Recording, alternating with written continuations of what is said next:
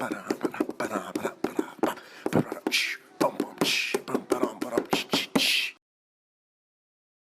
what's up guys? Just finished watching the Sony Press Conference from E3 this year. I'm Beazley, got Maddie here for this one. Yeah, just over an hour.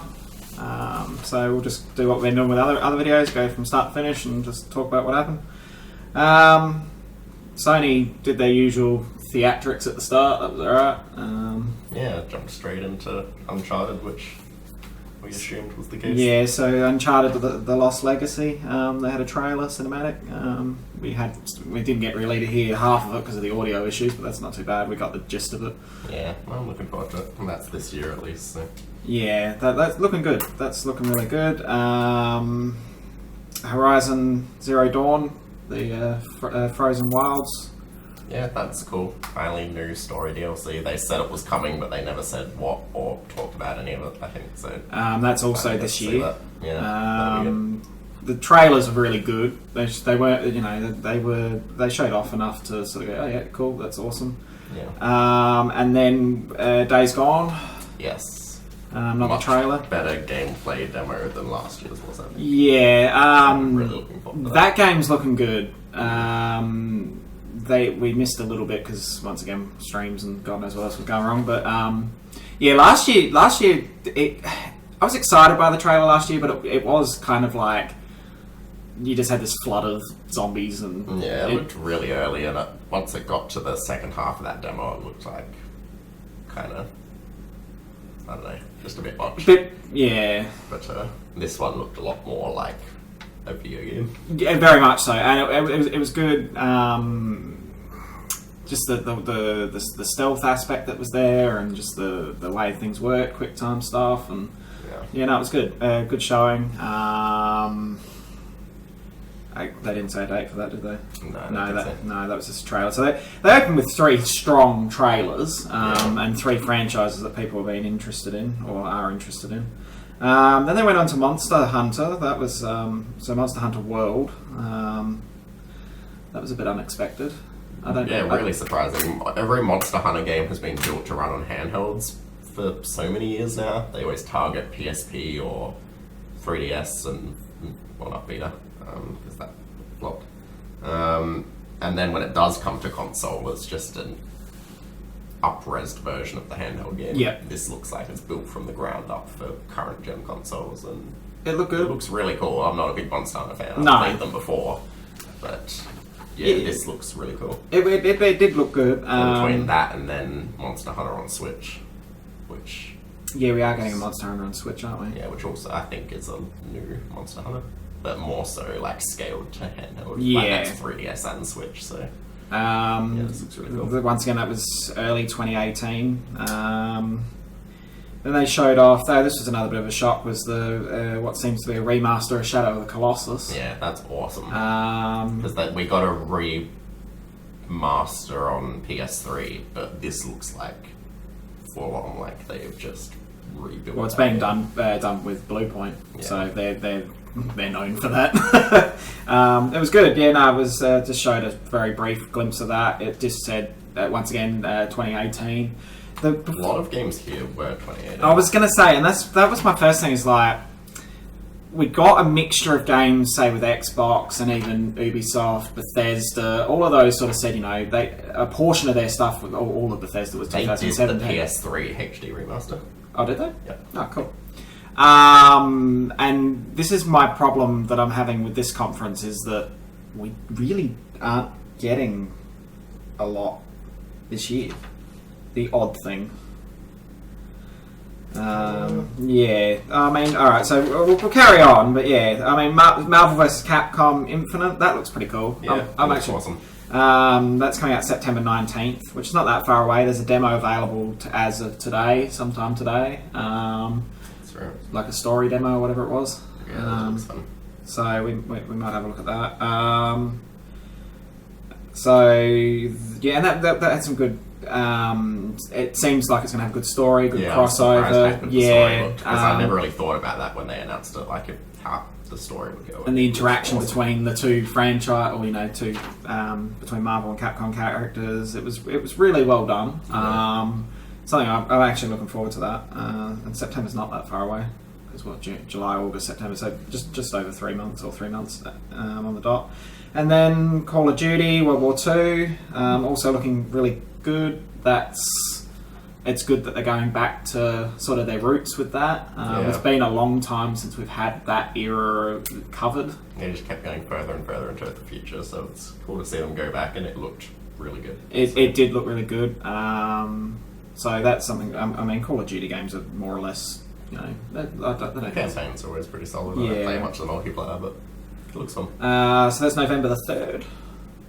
And then after that, they covered a whole heap of VR stuff, which is I'm glad. A few questions left unanswered there. They've announced Skyrim VR, Star Child VR. Before I go any further than that, Skyrim worries me. Because they didn't say it's going to be a download or an update. They didn't for anything. Doom VR, they didn't. Fallout VR, they didn't. They're not saying anything. So, would it be acceptable if it was a small DLC price? Yeah. I'd be fine with that. I'm just not paying $79.95 again. If they do that, that's just bullshit. That's not cool. I bought the game. But Skyrim and VR look quite good. The interaction with the VR and your hands and everything else. It's weird because now I'm torn between whether I want to play it in VR or whether I want to play it on the Switch. I'll probably end up playing on the Switch. Yeah, VR's a lot more involved. Yeah, I was going to say. And that's probably the biggest thing with that being a game that is so many hours. How comfortable is it going to be playing that in VR for extended period of time? That's why I assume it'll be an update for the base game that you can sort of switch on and off. Yeah. Star Child VR was whatever that was. It's alright. I'm actually interested to see what the Inpatient game was. That looked pretty good. Supermassive games. It's kind of, and Kyle was sitting here watching it with us. It does kind of remind you of that whole scary sort of Outlast-y vibe, weird stuff, hiding in and obviously it's set, like an asylum and things like that. It does come across like that, and I think that could be an awesome experience for the VR. But yeah, it looks good. Monster of the Deep for the Final Fantasy 15 fishing. They weren't clear whether it's an add-on or a standalone game. Not really sure. It's coming out September the 17th. I think it's an add-on. They already announced they were doing a VR add-on for Final Fantasy. So that's probably what it is. It was cool, but it was like, what the fuck is this shit? It looks more normal than what they previously showed as what the VR expansion was. Okay. Which was standing there while your teammates are fighting enemies, and then sitting in the car with, what's her name? Cindy. She's talking to you. So that didn't make any sense. This looks like an actual game, at least. Yeah, well, it could be good. I don't know. The other thing they showed off was Bravo Team. Which was a supermassive game. Yeah, that looked good. I assume it'll use the Farpoint, the VR aim shooter thingy. So hopefully, we'll get to give that a go. And Moss, which is that mouse thingy. Yeah, looked cool. That looked alright. I don't know how, and I was watching it, I don't know how the VR plays into that one, because it was, you had the little mouse character, but there was hands that were doing stuff, so I'm assuming, that you're guiding that character, or you're controlling that character? To where it's going or something. Yeah, so they look nice, look like a beautiful game, but then they went on to God of War. God of War looks alright. I've not played any of those games, but that game looks good. I might actually pick that up. Yeah, I've played them in passing. I've never bothered finishing one of them, but this one looks really fun. Yeah, it looks like good combat. Once again, a stunning looking game. And it seems, I don't know, I haven't seen the other games. There's a very humanized story between the kid and I'm blanking on his name. Kratos. And that's cool. I like that. That's hopefully that's it's that dynamic like you see in things like Last of Us and it's like two people. Yeah, and so you get that attachment with the two interacting and that. So it's good. That's early 2018, so I'm assuming probably January, February, March, somewhere around there. Detroit, that looks amazing. Yeah. I'm actually really keen for that. What they showed off looks awesome. They always make good games. The story looks awesome. Yeah, Heavy Rain was incredible, so... so it's the same, same... Beyond Two Souls was not quite as good, but this looks like to be right up there with, like, some of their better games, so... looking forward to that. They only showed, like, a trailer. It wasn't really... There was a little bit of gameplay, wasn't it? Yeah, it was a little bit gameplay-ish, but they are more, like, Life is Strange, like, Telltale-y style games, so... It looked good. No dates, no anything on that one. Yeah, brief showing of Destiny 2 with the main villain, which is Cabal. It was we knew the date was going to be September 6th. That hasn't changed. Once again, PlayStation's getting exclusive content. We're getting a Strike, Lake of Shadows. We're also getting some gear and some weapons. Some of them look pretty cool. So I assume that'll be the 12-month exclusivity or whatever it was for the past ones. So. So obviously PlayStation has a good working relationship with Bungie and Activision for that. Is it Activision? Mm-hmm. Yeah. So that's continuing on from the original game. So that's good. And then they closed up with Spider-Man. Looks really, really fun. Looks good. You look puzzled. Yeah, Spider-Man does look good. Did I just wasn't listening. Oh! I just drifted off for it. Yes, Spider-Man. He's back. He's back. That game. I was curious to see how they handled that game because we haven't really seen anything other. I think they showed us a trailer last year. Was it last year? Yeah. Or was it the PlayStation experience? Finally showed gameplay for it. So. Awesome combat system. It seems pretty good. Kyle kind of compared it to like the Arkham games, which if it's similar to that they're good, fight combat stuff. Interesting. The scope of it, like going from like inside the building out, like it seemed seamless, which is nice. Even the look of Spider-Man himself is nice, and I've just realised your mic's not plugged in. God damn. Fuck. Just continue. I barely said anything in it. Hello. Subtitles. No. Yeah. So overall, it was good, but it didn't hit the mark. Yeah, I cared about almost every trailer they showed, whereas Xbox, it was like it was long, and I cared about half the games. It was probably still the best conference, but I definitely don't think Sony's was bad. Sony's wasn't bad, but didn't announce anything new except for like some VR stuff and Shadow of the Colossus. Sony, I suppose you have to take into account Sony's nailed it the last 3 or 4 years, like absolutely nailed it. Yeah.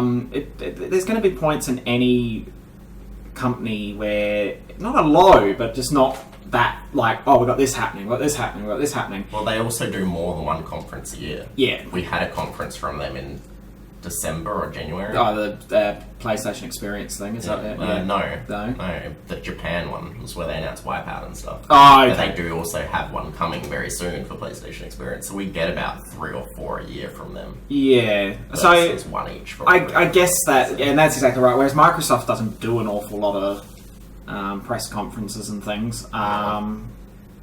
So far, it's been fine. Sony was good, but yeah, I don't know. There was a couple of things I would have liked to have seen, or we both had spoken at one stage about it would have been awesome to have a sequel to PlayStation All Stars Battle Royale, but I think that was a bit of a PlayStation. If that is true, PlayStation Experience is more likely where we'll see that game.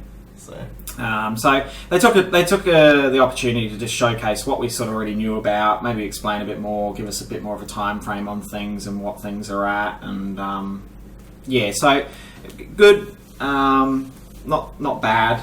Yeah. I think it was good. It was shorter than I expected, but yeah, it felt like it went by really quickly. I definitely preferred it to Ubisoft's press conference, but I think Microsoft's was probably a little bit better. Yeah, and but Microsoft needed to. Microsoft needed to bring it to some degree. They had a lot more they're launching a new console. Yeah, they had a lot more to lose if they stuffed it up. So yeah, all right. Well, you'll get some of Maddie's audio. It might just be a bit soft. It usually is anyway. I was going to say. So yeah. Anyway. So yeah, like us on Facebook. Follow us on Twitter. Subscribe to the YouTube channel. I got subscribe right there too. Check out our other videos. We'll cover Microsoft, Ubisoft, sort of Bethesda. And then our final video for E3 will be the Nintendo digital event, which is 1:30 in the morning our time. The cat. Oh, this is Yuna. Oh, there she is. Hello. So, Yuna, no. Okay, you want to sit there? Good. Yeah, so check all those out, and yeah, so we'll cover Nintendo next, and that'll be it. For another year. You know, there's going to be other announcements and that other little companies and things are going to, so, you know. Yeah. I mean, also, Nintendo Treehouse will cover stuff. They don't always put everything into their digital event. Yeah, that's true. And Nintendo and PlayStation just continuing on with their show live streams. I don't know if they'll announce anything in that, but yeah, it's hard to say. I mean, there's always news coming out.